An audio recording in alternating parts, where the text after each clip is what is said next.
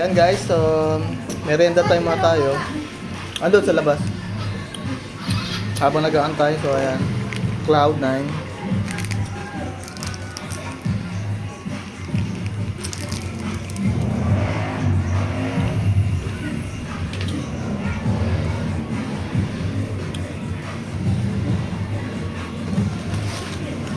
Kulang pa sa lambot.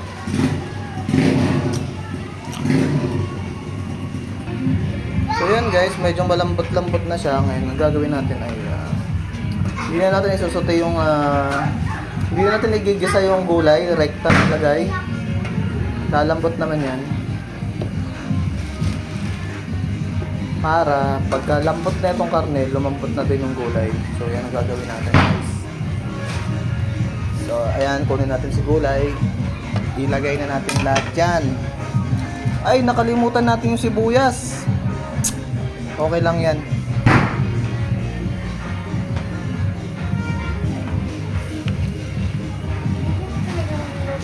Sibuyas, inuuna, sibuyas. Wala pa nga. Palambutin ko na lang muna to. So ang gagawin natin ay palambutin na lang muna natin yung karne, tapos igigisa natin sa sa gulay yung pag lumambot na siya.